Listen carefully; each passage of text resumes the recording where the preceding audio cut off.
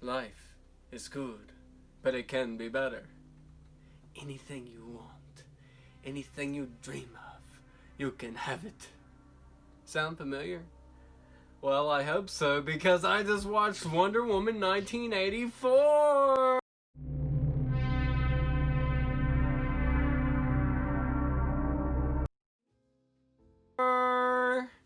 And I'm here to talk about it with you guys. And Happy New Year's!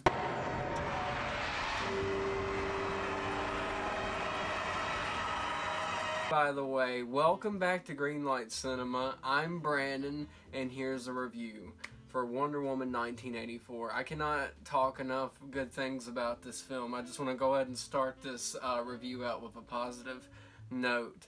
This film, to me, was pretty seamless.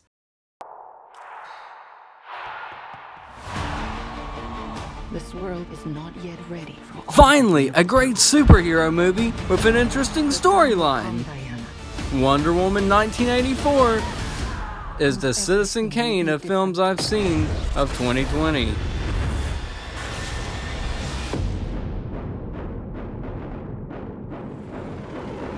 With exciting visuals! I'm here to change your life. And a crazy bad guy! Along with Nobody Cheetah Woman. You can have it. You look like you saw a ghost. Diana, look at you. It's like, no. Get ready for this action-packed, awesome thriller to the sequel of Wonder Woman, Wonder Woman 1984, starring Gal Gadot. You've always had everything, while people like me have had nothing. Well, now it's my turn. Get used to it.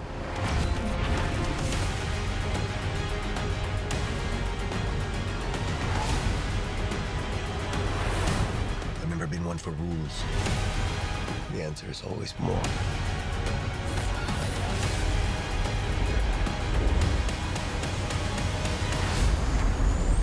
The way I fly, they will never find us. I forgot to tell you. What? Radar. Will they shoot at us?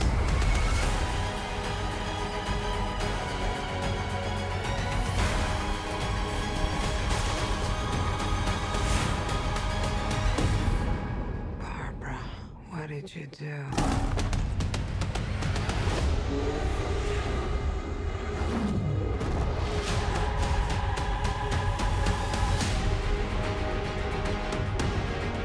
You know, I'm not so keen on this one. I figure you are, but you know what? I'm ready to go.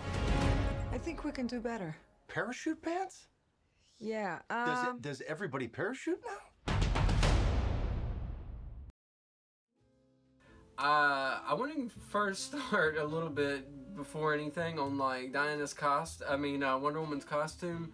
That was really cool. It looked like really 80s. Like again, in my last review for the first Wonder Woman if they movie. could have picked a better person to play Wonder Woman other than Linda Carter.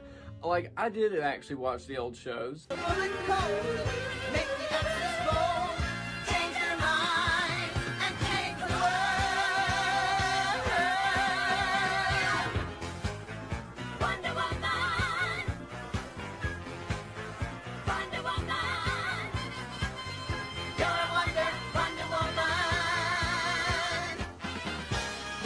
Of Wonder Woman, and with my mom, and I enjoyed it, and still to this day, occasionally we might watch a few of those episodes. I don't know if you guys heard what I was talking about, but I grew up watching Wonder Woman, and I've enjoyed her, and she, Gal Gadot, yes, her costume in this remind me of, this Wonder Woman, Linda Carter. I grew up watching her, actually. One of those in-between middle-aged and young people. So, or just a middle-aged kid, whatever you know. So, I took some notes, like y'all know I do, and I could literally talk about this movie for 10 hours, but instead I'm going to try and talk about it for 9. So, here we go. I felt like this movie held a strong message. And I really like the opening scene of this film. And I've seen online where it was like a little dispute or something with, it's always something like this. Like, I believe that Warner Brothers did not exactly want that opening. But that opening was very necessary. And I'm going to go ahead and cut the spoilers right here. I'm sorry if you haven't seen the movie. I've seen it actually on Christmas Day. That's how big of a fan I am. And it was really, really great, actually. What I thought was really cool, this film, it held a really strong message. I loved how, I loved the opening of this film and the strong message that it held. Wow. It was very important. And if the message of the film, you know, is don't always take the shortcuts in life. Be careful what you wish for, perhaps, you know? And I really liked that. Like, this movie really held its own. Like, normally it feels like a sequel relies a little bit on the first one. This one really, a little bit had some of the first stuff in it, but it was like its own original thing. Like, I loved how Diana, like, they had these, like, tight close-ups of her, like, running and stuff, and that reminded me again of the Linda Carter Wonder Woman. I love that stuff. Now, Kristen Wiig, now let's get to her. I've said some stuff about the Ghostbusters film. I wasn't a fan of it. In that review, y'all seen what I said, but I didn't say grilled it too much. Kristen Wiig was amazing in this. Whoa! Where did all that great acting come from? Seriously. Okay, for the first 15 minutes, she was a little bit embarrassing. But after, like, she got touched by the stone, which we'll get into, I'm a little confused by that, she was, like, really interesting and not, like, trying to be, like, overly silly or comedically dumb, but I do feel like it's a little dated and dumb. It's like, once she takes the glasses off, she's hot! Whoa, who knew? And it's like, really? I don't know. Barbara's pretty now that she don't wear glasses! But she's a cat lady, but we'll get into all that. But the stone, where does it come in at? Is it really the MacGuffin? And the weird thing is, like, okay, so Diana grants a wish, the guy touches it and says, I wish I had a coffee, he gets a coffee, and the crazy thing is like, you don't have to be in possession of this stone, to the wishing stone. You touch it and you make a wish. So I don't understand why Max Lord really needed to steal it, which was really sleazy. Goes to this party and I gotta say, for Kristen Wiig being a gemologist, I mean, I know this is only a movie. She was like really irresponsible with this gem. She's just like, yeah, you're really hot, just go ahead and take it, Not really. I mean, she lets him into his office and they're just like fooling around, and then he takes in his back pocket, and it's like, oh my gosh. And he's like, I wish to consume and become the stone. And it's like, oh, wow. Like, how do you do that? Why'd you think of that? Why? I gotta say, though, for a bad guy, and Mando's the bad guy. Whoa! But he really wasn't the bad guy. Here's the interesting thing about this film, and I like this part a lot. Okay, so our villain, or really not our villain, Max Lord, no one was really a villain. Everyone seemed like a victim. Even Barbara. She, of course, went through her own things in life. It doesn't seem like she was, like, really popular ever. It does seem like Max Lord was really popular ever. I don't even think Lord's his last name. But, like, he sees his son. He's like, one day I'm going to be really, really, powerful, and everyone's going to love me. And, and he's just craving this attention all the time. And, like, and the funny thing is, like, the kid looks so awkwardly uncomfortable with Pedro Pascal, I believe that's his name. And, like, I wish they just picked a better child actor for this, because he just comes off, I don't know, in times I felt like I was watching Liar Liar with Jim Carrey in some ways, because it was just like the whole lying thing was like a spell or like wish, and the lies, I don't know, just all ran together, and he kind of looked like Jim Carrey in some scenes when he's like, Rush Cal! I don't know, it was just so a little silly, over the top. I read that he was even trying to be like a little Nicolas Cage, or was inspired by him. Who isn't? But this movie held its own. It was silly in some places. And let me get to where the villain is a victim.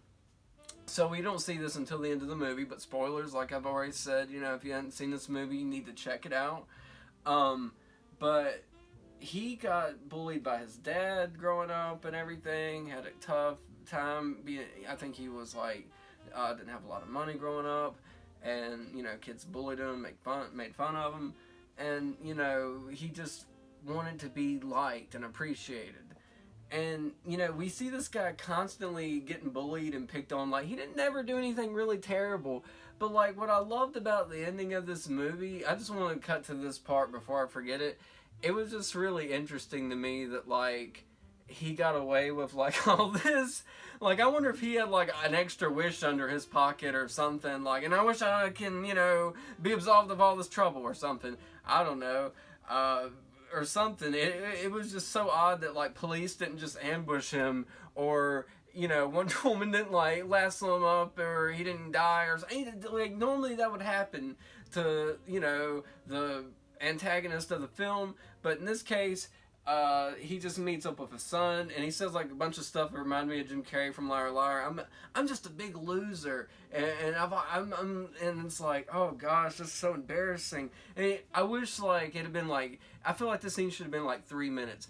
Like, I've done some things I'm not proud of, and I'm not gonna let you be like me, and, you know, hey, let's get out of here and get away from this mess. Cut to, now we see Wonder Woman doing her thing. By the way, she flies now? What? That was pretty awesome. Yeah, okay. So Steve is in another body when we see him. And that was a little confusing to me, because I'm like, wait, does only Diana see him as Steve, or is everyone else seeing him as this other guy? He looked like Bruce Campbell, kind of, or something. The body that Chris Pine's in, which sounds weird. Chris Pine's a great actor, by the way. He should have played Steve Rogers. He seems so out of his time. Like he really, it was so cool when he was at the Air and Space Museum. And I really, you know, had them, like, flashbacks of, like, in Justice League when, you know, she was telling Bruce Wayne, you know, that I knew a man that would have loved to fly a plane or aircrafts like this, and you see him at the Air and Space Museum, and he's just like, whoa, this is so cool. And, you know, we have the cheesy 80s montage of him wearing these 80s clothes. I appreciated this movie. This movie was, like, really colorful. It reminded me of James Gunn in a lot of things. And, like, Thor Ragnarok is, like, a really big, like, staple, it feels like, to this film, because the colors were, like, really, like, there. It was like a Kevin Feige type of film. But I mean, I enjoyed it though. But it was so, like, interesting and very colorful and bright. Like, I love the settings that Diana lives in. Like, she either lives in DC from what we've seen, or, like, Paris, or, you know, her home in the Amazon. She always lives in comfort and beauty. I love that. And I love the 80s. I never get tired of, I mean, for a minute it did feel like we were watching an Adam Sandler movie with, like, the 80s party and, you know, Kristen Wiig's hair being so big. But honestly, I loved it. I felt like this was a great film, and it was a great time to release this film. I loved the Christmas ending. It was very pretty, very cinematic. And, you know, this film right now is actually streaming on HBO Max and in theaters. So if you guys hadn't checked this film out, I think you guys absolutely should. Kristen Wiig is absolutely great in it. Gal, I'm telling you what, hang on, it's gonna come to me. Gal Gadot. Gal Gadot. There we go. Gal Gadot, Kristen Wiig, Pedro Pascal, they bring it. They done went and brought it in this film, and I loved it. I really loved this film. I'm giving this film an A+. And I seen this film in 2020, and, you know, I know this is a new review for the new year, but I gotta say, this was probably, honestly, like, one of my most favorite films of 2020. It would have been on my list, absolutely, if I'd got to see it. in enough time, but yeah, you know, Christmas and everything, and I hope you guys had a great Christmas and a great New Year's Eve, and it's so great to be back doing these reviews, and we're going to be making some more episodes. I can't wait for the John Bronco Worst of the Worst. It's going to be great. And if you guys hadn't already, I hope you guys will please like and subscribe to my channel, and please check out Wonder Woman 1984. It's a fantastic film. Alright guys, thanks. Bye.